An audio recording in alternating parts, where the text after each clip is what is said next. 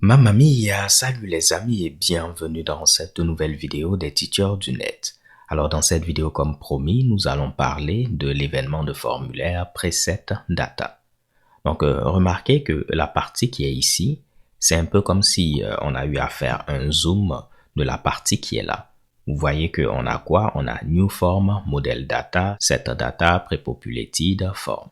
Et si on regarde ici, new form, model data, set data, prepopulated form. Donc on a tout simplement essayé de voir au niveau de set data, qu'est-ce qu'on a, qu'est-ce qui est fait lorsqu'on appelle cette méthode set data. Pourquoi c'est important de comprendre ceci? Parce que tout simplement, cela veut dire que tout ce qu'on va voir en rapport avec l'événement preset data et plus tard l'événement post set data, c'est en rapport avec la partie prépopulation du formulaire. Donc lorsqu'on essaie de mettre des données de départ au niveau de notre formulaire. Si vous vous rappelez, on avait vu que lorsqu'on créait notre formulaire avec le form builder, on pouvait indiquer des données de départ en les précisant ici. Et en coulisses, ceci allait appeler la méthode setData. Si vous êtes curieux, vous pouvez essayer de voir le contenu de la fameuse méthode setData.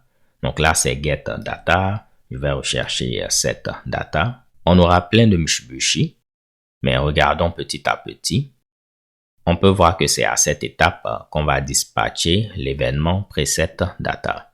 Donc, on utilise notre event dispatcher afin de dispatcher l'événement preset data. Vous allez voir, c'est très bon des fois de regarder le code, ça va vous permettre de mieux comprendre. On peut voir que lorsqu'on appelle notre méthode, on fait plein de charabia, mais au tout début, on va dispatcher l'événement preset data. Après, on va ici normaliser les données, donc on fait de la normalisation ici.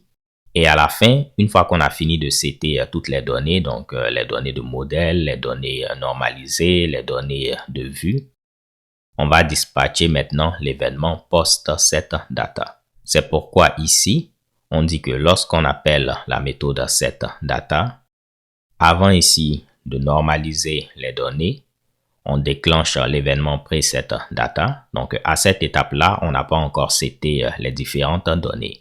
Vous voyez qu'à cette étape-là, on n'aura pas encore seté. Si on est ici, on n'aura pas encore seté les données de modèle, les données normalisées et les données de vue. Mais lorsqu'on va déclencher l'événement post-setData, là c'est après ici qu'on ait seté les données. Donc à cette étape-là, on aura déjà seté les données. Donc essayons de le revoir rapidement une deuxième fois. Lorsqu'on appelle la méthode setData, avant de setter les données, on dispatche l'événement preset data. Après, on va normaliser les données et tout. On set les données. Et après avoir normalisé les données, après les avoir settées, on va déclencher l'événement post-set data. Donc maintenant qu'on a vu ceci, essayons de le voir maintenant en pratique. On va voir comment écouter notre événement.